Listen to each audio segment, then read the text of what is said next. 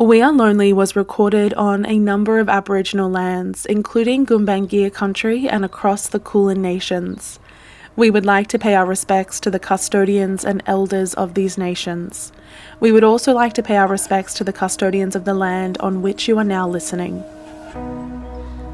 Isolating myself has been a habit, and being lonely, I guess, is also it's become a habit for me. I think loneliness is something I've definitely struggled with. Everyone feels lonely at some stage in their life. When we don't talk about it, when it's left unsaid, that's when it can start to spiral and build up and turn into something much greater. And that has adverse effects on your mental and physical health. Connection is everything. As humans and as mammals, like, we require that connection. This is We Are Lonely, and I'm demystify. You know, I still end up prioritizing work over spending time with people I love or something like this. We've connected 4 people in their 20s with mentors who are helping them build strategies to connect. Personally, when I was younger, I had the sense of family and people come together and all that type of stuff. It doesn't happen these days anymore. This show is supported by Medibank. Being about loneliness, this podcast gets personal and vulnerable. At times, we'll be exploring difficult themes, including social anxiety, bullying, and depression. If this raises any issues for you, you can call Lifeline on 13 11 14 or go to reachout.com, which offers dedicated support for young people. Today, we're looking at the beast that is technology. And to start with, we're going to bust some myths. Who better to balance the role technology has on our lives than world-renowned researcher and co-director of the Brain and Mind Centre, Professor Ian Hickey. Myth number 1, our phones are damaging our brains. So one of the great scare campaigns going on at the moment in the media is that kids' brains are being fundamentally rewired for life in a bad way by the use of phones. And there's a great deal of public media and assertion that we can no longer concentrate, that attention has been stolen, that the brains of the future will no longer be able to have a conversation, read a book, watch a movie, do any prolonged task. I think the evidence for this is practically nil. I think what is important is that we have the variety of experiences that are associated with different mental states or different capabilities. So if the only thing you ever did in your life was play with a phone, your brain will adapt to playing with phones or switch between attentions. But in reality, that's not what people do all the time. I think where this concern arises is the amount of time that's taken up doing those particulars, the amount of time per day that's spent in front of screens. If screen time and sedentary activity robs away from physical activity. And the second myth, technology is the root cause of our increase in loneliness and everything else wrong with our society. Lots of studies have actually looked at technology, and I've been part of a number of these studies myself. And most people have tried and assumed that technology will be the cause and have tried to find evidence for that. Lots of studies do not show a clear relationship. In fact, what they show is winners and losers. So I think that simply pointing the finger at technology as the cause of all social evil, of disconnection, of no one caring about anyone else anymore, is overly simplistic. This mix between the costs and benefits, the good and bad of technology, is something Tim's experiencing firsthand with gaming. It can really consume and take over, but it's something that I also don't want to lose. It's been very important throughout my life. The person who picked me up at the airport when I first arrived in Melbourne was someone that I had met online in a game through a friend of a friend. And it's crazy to think that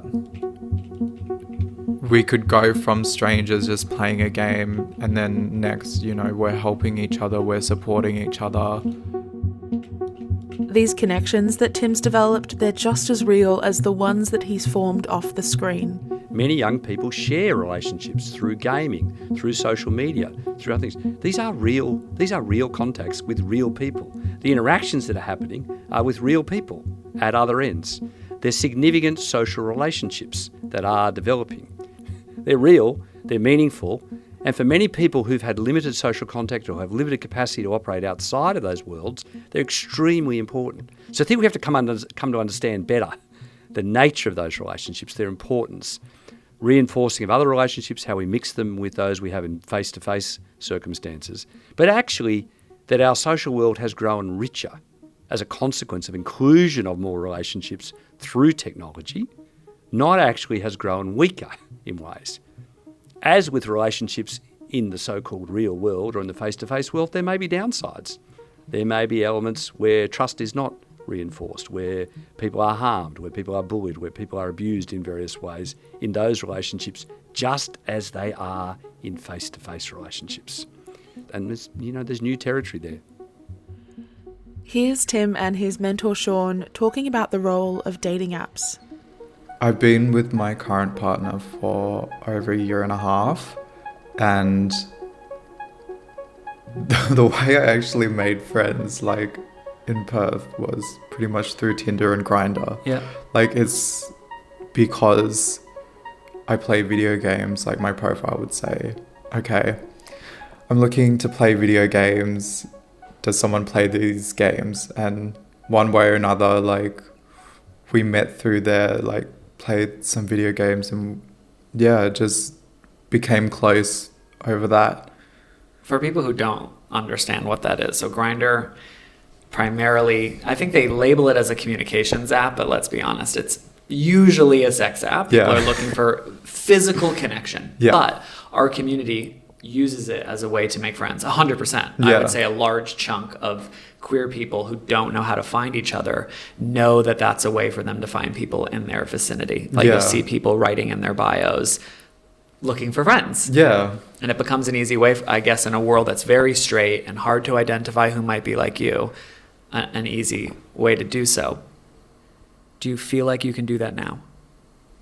No, 100% not. So, like, maybe it's just like a boundary thing and something like comfortable. Like, it's something definitely that me and my partner have discussed. Like, it's both a bit out of our comfort zone to be like on those apps, even if it's just for the sake of finding friends. Yeah. Especially given how notorious relationship and infidelity and things are in the queer community. Yeah, you're bringing up something fascinating that I don't think a lot of heterosexual people would have to consider, which is our community, a lot of the relationships are open. And even if they're not, there's like this larger stereotype that there's infidelity, like seeping through it. If the apps are the best way to connect with other people who are queer, but you're in a relationship, being on the app in and of itself is perceived as strange. Like, well, why are they on there? Is their relationship not legit? Yeah, like, are they going through a rough patch? Like, oh, is it about to end? You know, they're trying something different. Yes. You know, I guess I hadn't thought about the fact that, like, for so many queer people when they're single, that those apps are such a great way to actually make friends. But then once you're in a relationship, the perception of others stops you from being on the apps to continue to make friends. Yeah. And when you see people's bios that say just here to make friends, I think we all roll our eyes just a little bit, don't we? We're like, yeah right. You're just here to have sex. But I guess my question to you is, who gives a shit what people think? Like, if that's going to be a really useful tool for the two of you to continue to make friends, or just you, I wonder if there's a way to, like, link your profiles, or to say, here to make friends, my partner's on the app too, that kind of energy that makes it more abundantly evident and clear that that's real. Because that actually feels like a problem in our community, and there's no answer to it. There's not an app that's just for friendship for us. And I think, like, we've had that discussion, and it's, you know, it's tricky finding somewhere where we're both comfortable, we're both happy. This blending of multi-worlds, the online and the face-to-face, it comes with new challenges we're all trying to navigate. Whilst it is a place where we can find like-minded people to connect with, many challenging feelings are also enhanced by social media. Body shaming, bullying, social comparison, and of course, a fear of missing out, just to name a few. Spending years navigating illness, Holly watched her friends socialise while she was stuck in bed. You know, obviously it's a highlight reel, so everyone's posting their best memories, but yeah, I found that really hard. And I think then as I got better, it's been a really valuable asset because I've been able to kind of dip my toe in the kiddie pool of going, hey, how you going? And reach out to people while being able to kind of protect myself by still being isolated physically. But I'm able to still make that little connection to other people. So it has been good, but it's definitely about perspective and the way that you view what it can do for you. As a counsellor, this is a space Holly's mentor Tessa is often working in with her clients. Yeah, I mean, I feel like some of the first things with platforms like Instagram is being really deliberate about who you're choosing to follow, and actually really inviting people into your feed and into your space that are really mirroring your values. So, you know, there's lots of amazing, really positive spaces on Instagram, body positive spaces, queer positive spaces that really show the reality of life and the reality of people, and it can make you feel really connected.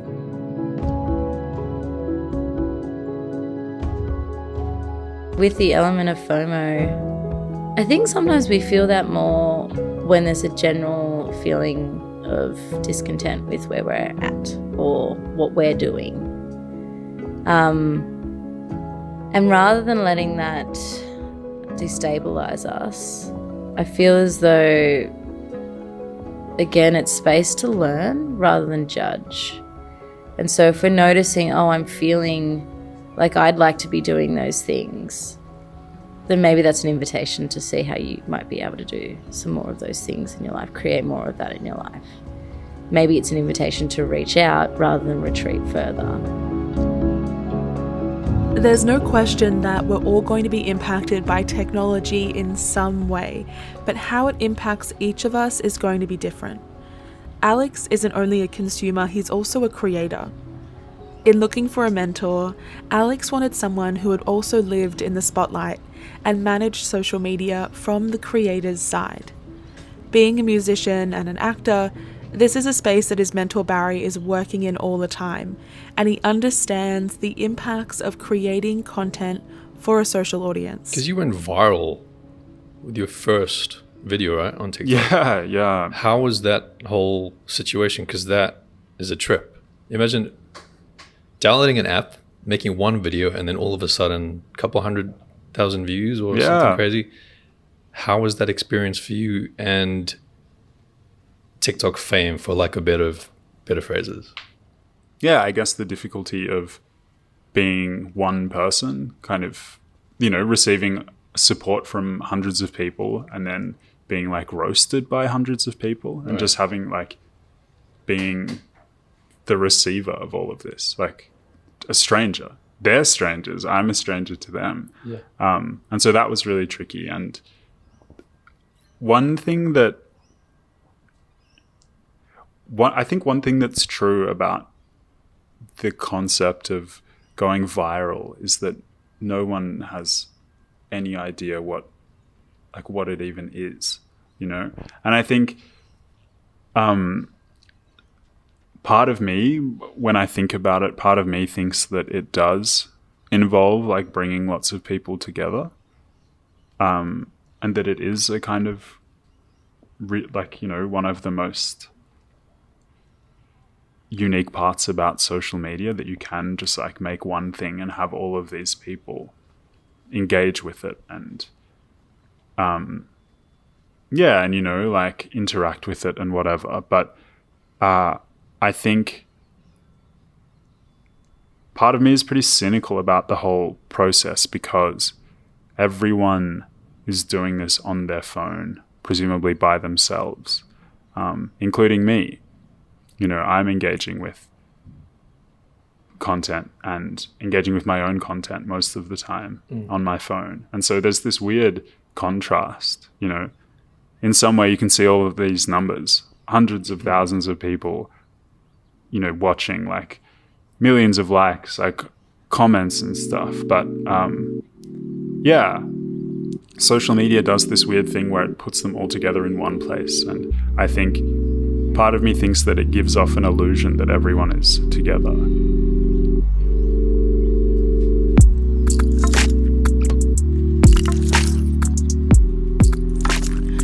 Alex is right. We are building these communities, but when we're using them, we're also doing so on our phones alone. So while they may have benefits, they can also draw us away from the people around us. There are ways, though, that we can all get better at managing this. I think what's so clear about new technology is that we have not yet developed the social rules that surround it. They're fascinating little things, and staying connected with the outside world and dealing with all the things you have to deal with concurrently has a certain efficiency, but smartphones and smart technologies, they are smart. They're built to distract you. They're built to grab your attention. They're built to be immediate. They're built to interfere. There's stuff that somebody wants you to attend to, and they're built in ways to engage you, people find hard to ignore. So one of the issues is developing, rather than blaming the technologies, they're just a tool, is developing the appropriate social etiquette around those technologies. So I think there is an issue that we haven't yet incorporated effectively technologies into our lives socially or in terms of daily habits that put them in their right place. This impacts loneliness in two ways. Firstly, we can harm the conversations we're having in real life by interacting with our phones rather than the person in front of us. Also, we can tend to avoid social situations or exercise or sleep because we let technology take over our time. Alex and Barry work together on some strategies to be more intentional around the use of technology. Like not using my phone for the first hour after waking up, or not using social media for the first hour. And so this is something that I've been doing every day, which is really good. And probably has contributed to a decrease in stress in the morning. Yeah, because I'll I wake up and engage with things straight away. I'll read the news first thing and be transported, somewhere overseas to some major world event. So it's nice not to kind of be hit with that, in the first moments after waking up. Tessa has a few tips in this domain as well. Yeah, I mean, the first part of it is really recognizing just how much you are on your phone or how much you're noticing your use of your phone in those spaces. I think sometimes we don't even have an awareness of how much we're even paying attention to it. And then being really deliberate about creating space and distance with it. So, for example, not having it in the same room as you when you're with someone that you're supposed to be trying to spend quality time with, actually really removing it from the whole space. It requires discipline and it requires structure, I think, as well, to sort of start to feel like you're not relying on it as much. I guess, if you are, my question is sort of, what's meant that you are feeling like you have to be on your phone all the time? Is it filling some kind of space that you're maybe avoiding acknowledging?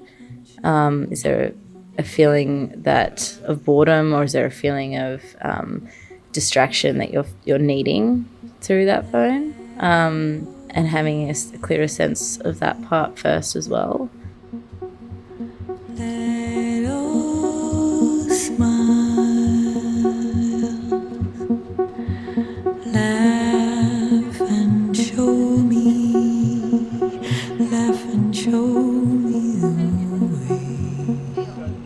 We're just going to dip out of the technology theme here to give you a life update from Tim.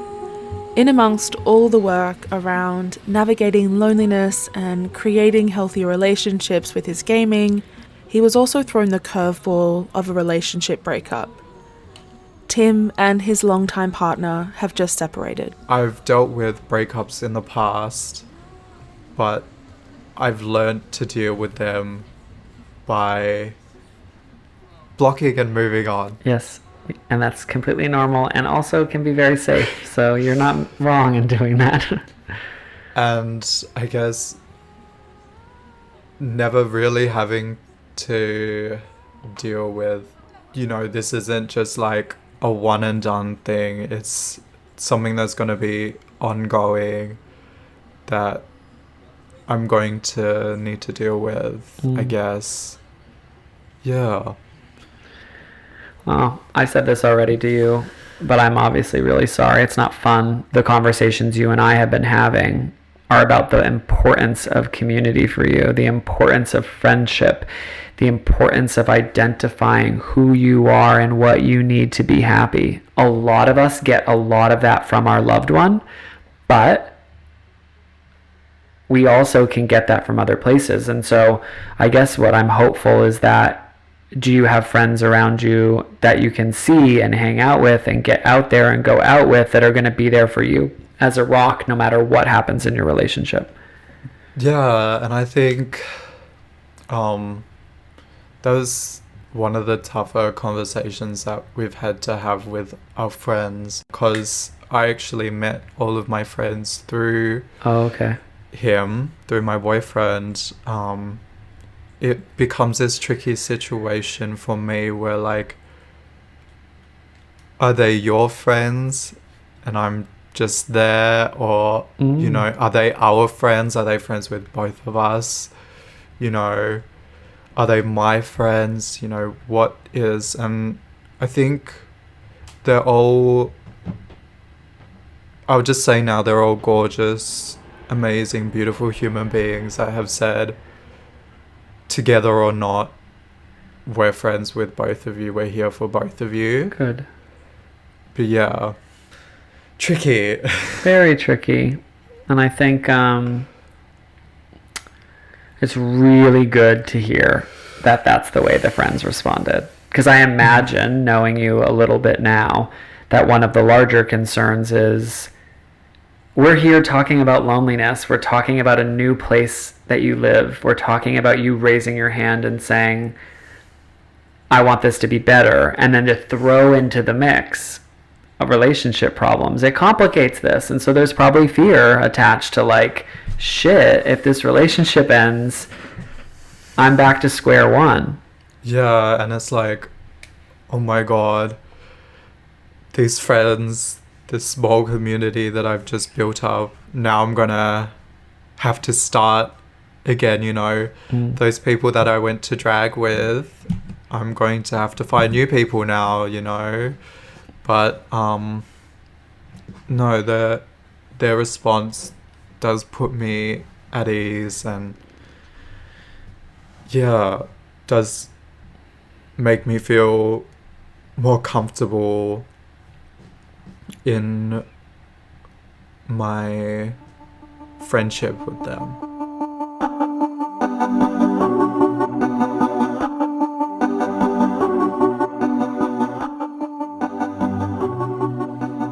So Tim's managing a heap of stuff here, and we know now that big life changes and transitions can be a time we're more likely to feel lonely.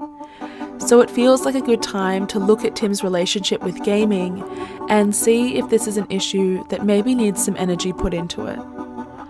We brought in someone who understands gaming both as a player and as a psychologist.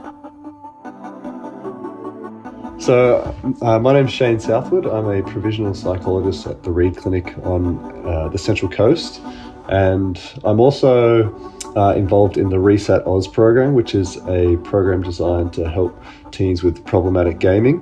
But I guess I should caveat that with the fact that I also play video games, so I'm not on that sort of one-sided video games are all terrible street. But I guess Tim, I know a bit of your story, but if you could maybe give me a bit of a recap on, I guess, your gaming journey to date. As far as I know, like, I've just been gaming forever. I remember my mum is Thai, and so in Thailand we used to have like those little knockoff NESs that you used to get in the market, and I remember you used to put the cartridge in and I used to play Mario and all of that. So yeah, my sort of gaming's been one of the things that has been a constant throughout my life.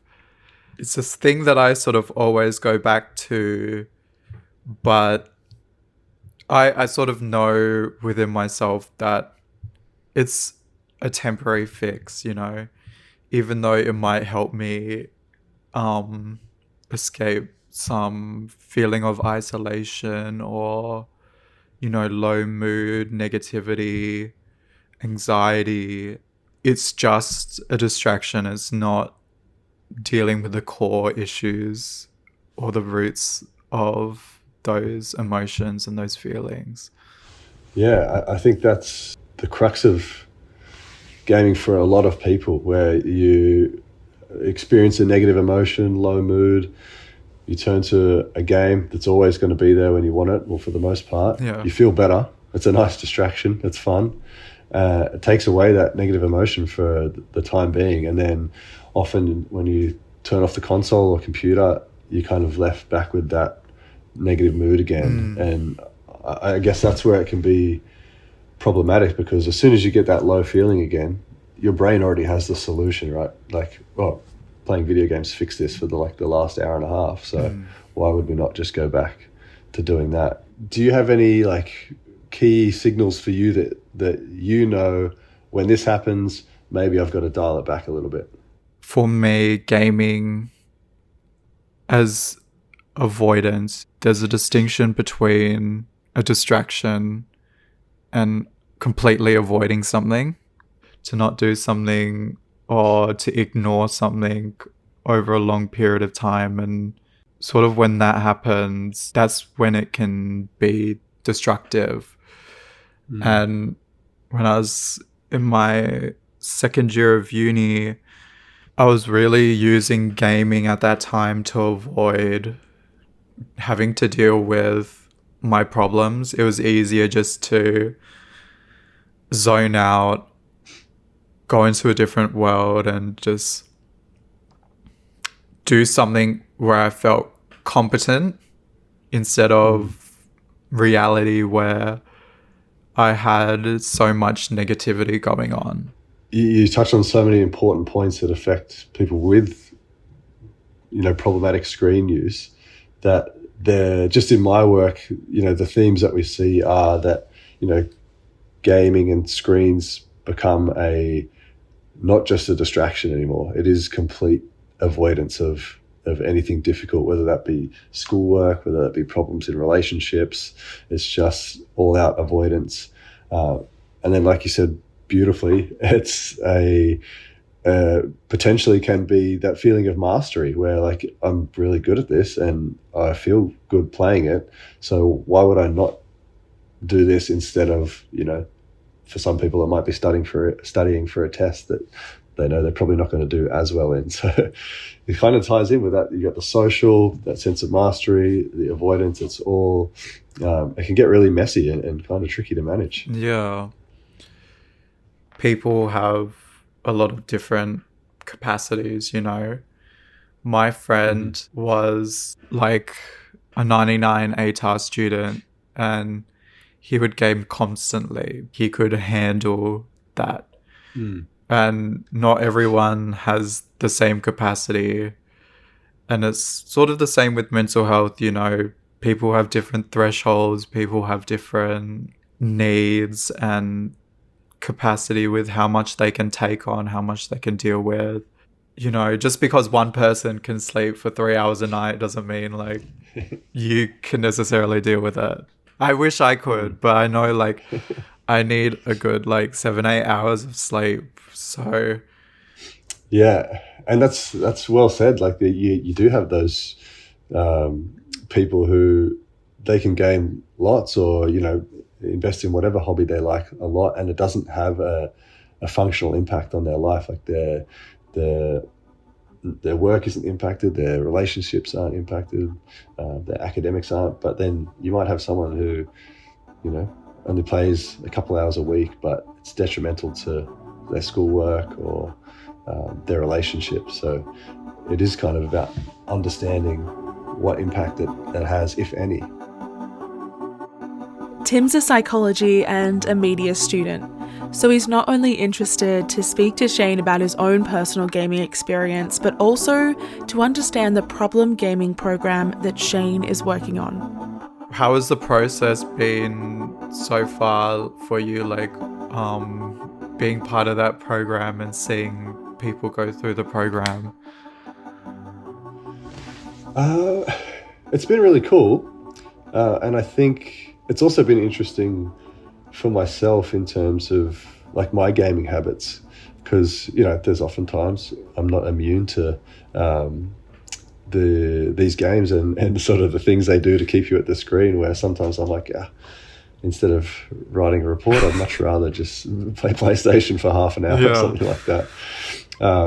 So it is a bit of like I kind of have to practice what I preach a little bit and hold myself accountable. So it is cool to see some of the changes that these teens make, and the changes in their relationships, their academics, and even basic things like their sleep and food intake can be impacted. So once you kind of have that sleep, diet, exercise in a good spot, it's kind of a snowball effect from there at times, where everything else starts to self-correct. Yeah, I think that's definitely one of the most difficult things, and one of the most difficult habits to break with gaming is sleep and poor sleep.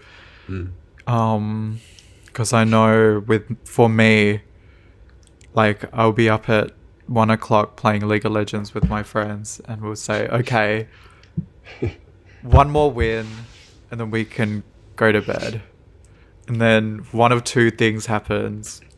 We either keep losing and so we don't go to bed, or we win and then you feel so good from that win. You're like, no, we can't stop at just one. It has to be more. We have to win more and more and more, Yeah.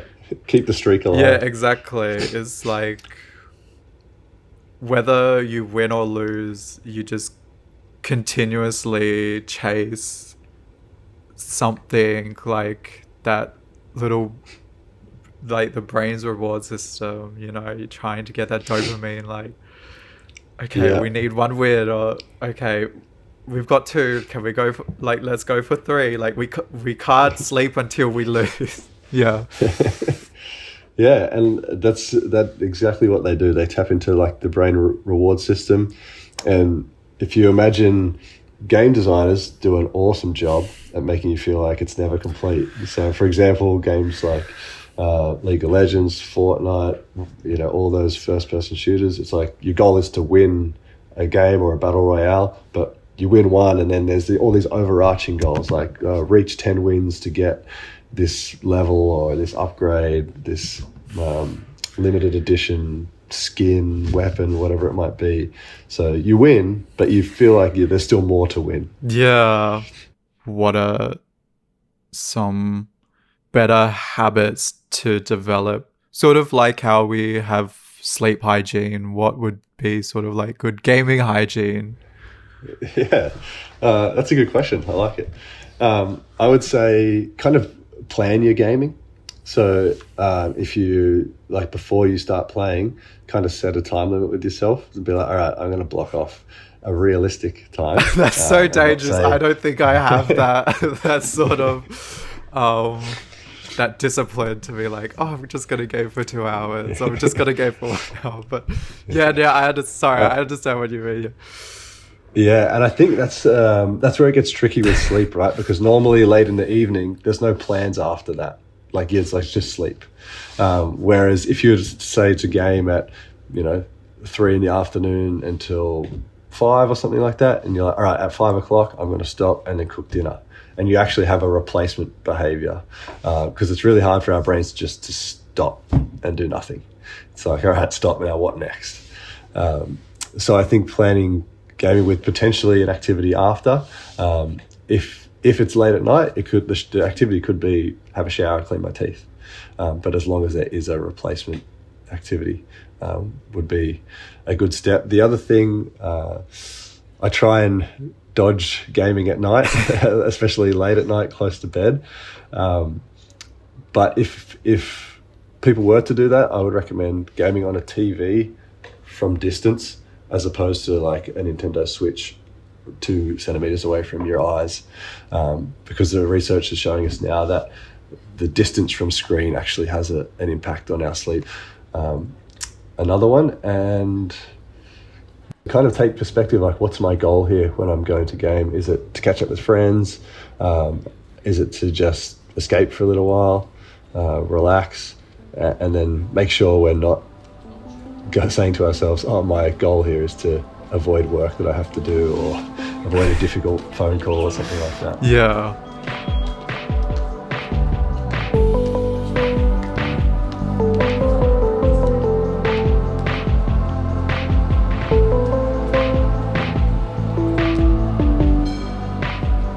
We probably all want some quick fix, but when it comes to gaming and using technology in a way that won't contribute to our loneliness, it's all about control. Be mindful of when you're using screens, of what they're replacing, and what you're avoiding by using them. Prioritize the things we all know we need for health and connection: exercise, sleep, contact with other people. When you look into the future and you think about next week, next month, what do you think like the healthiest routine is going to be for you? And so that you can take all of what we just talked about in this energy and move it forward, so that next week, at the end of the week, you go, this was an amazing week. Yeah. I think getting that balance, like this week has been crazy busy. It's just one of those things you can't really help with. It's just a perfect combination of everything, where everything lines up and you can't really move things around.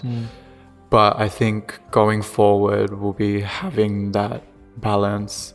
I want to just play some video games because I haven't gamed all week, and it's something that is very important to me and very therapeutic. You know, it's something that I really enjoy, having that time for myself, because I really haven't had that time or space for myself. And then also treating myself a little bit. I want to play some video games. Yeah, you deserve that. Yeah. So far, we've only met our participants one at a time. For the next episode, though, we're bringing them all together to meet. Here's a taster with them talking about today's topic, technology. How do you think that social media and technology, especially in our 20s, impacts our experience of loneliness?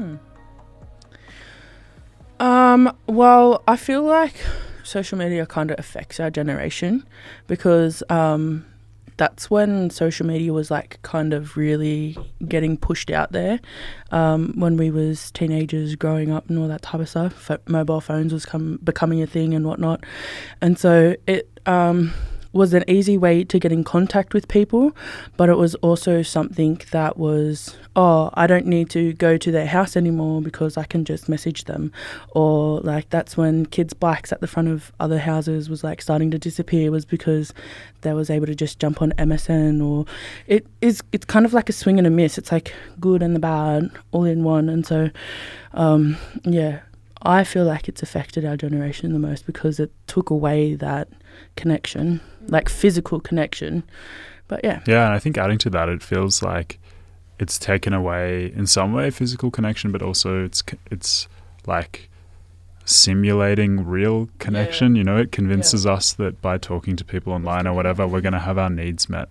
And sometimes you can, sure. Like, depends what your needs are. But I think a lot of us, will go through or have gone through extended periods of time being like, yeah, this is great. You know, like, I'm at home chatting to people. This is a substitute for real life encounters, and then it's you not. get stuck inside. And then when you're stuck inside, then you don't start to see the sun. When you don't start to see the sun, like, you start, like, depression starts hitting very heavy, anxiety starts rising.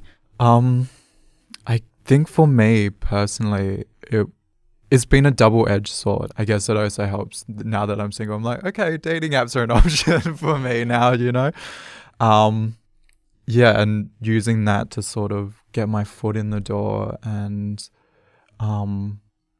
in a way that works for me to connect with other people. Yeah, I just think it's about our relationship that we have with it and our awareness around ourselves and maybe what we're using social media for, or the way we're using it to, I don't know, protect ourselves or cover things over for ourselves that we don't want to face.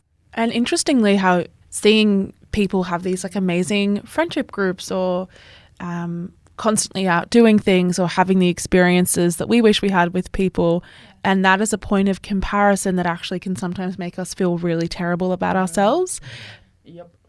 But then as soon as you're in those situations, you're posting all of those things as well. Yeah. I do that. I'm so guilty of doing that. But I think, I think that we want to, there's always going to be parts of us that want to show ourselves doing things because there's a part of us that loves doing it and loves the moment that we're in. But there's also, I think if we're all being honest with ourselves, it's the proof that we exist in friendships and relationships that we want other people to see.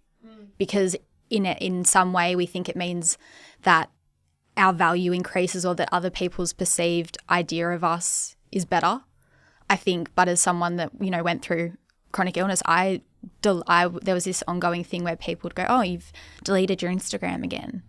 And that was the only way I could actually detach from constantly seeing stories of people doing things that I wasn't able to do. Yeah. Them photos and videos come with like a background story too, because they may not even be legit, like, oh, they're out having a good time, but really they're not, you know what I mean? Yeah. So like somebody could take a photo with their partner and they're like, oh my God, we're so in love, but then when they get home it's the complete opposite and it's freaking hell, so it's like, don't compare yourself to other people and really, That's really interesting because I remember like the time that I was at my lowest, so many people came up to me and were like, you just look like you're having the best time ever. And like, you look like you have so many friends and like, you look like you're doing really well. And I was like, I can't believe I let myself put that impression out there. Yeah. Maybe I should. And then I felt guilty for doing that and being like, oh, I've really been selling everyone a lie about how great I'm doing. Yeah. It's part truth though, because like you're still doing things and whatnot, but it just wasn't good for you. Yeah. And sometimes like it helps to fake it until you make it, sometimes pretending or just like convincing yourself ends up turning into like genuine positivity. Yeah. I agree. Like, you've got to kind of, even when you put on an outfit because you feel average about yourself, it elevates how you feel, but then you also like, it's that fine line between doing that and then also owning that you're not, and then creating conversation around that and normalizing it. Like, it's just so hard to find that balance because like you said, you post something when you're actually at your worst and that people don't feel the energy behind it. They see the photo and they put their own interpretation of it onto the post, and then it's you're not actually getting heard or seen. If you'd like to be part of the next season, we would love to hear from you. Head to our website where you'll see a contact link for you to reach out to us. There's also a heap of links and resources about connection and loneliness. Visit wearelonely.com.au. If this show has raised any issues for you, there are always places to turn, such as Lifeline on 13 11 14, beyondblue.com.au, and reachout.com, which offers dedicated support for young people. We Are Lonely is produced as part of Medibank's 10-year commitment to addressing loneliness. I'm Gemma Spegg. This show was produced and edited by Liz Keane and Simon Portis from Headline Productions. Music is by Kenneth Lampel. Fact-checking is by Jess Chung, and our team psychologist is Alison Howarth. Our junior producer is Monica Vidgrite. Our team from Medibank include Karen Oldacre, Nigel Davis, and Demi Michael. Project and production management by Rob Ranieri and Nick Randall from Ranieri & Co.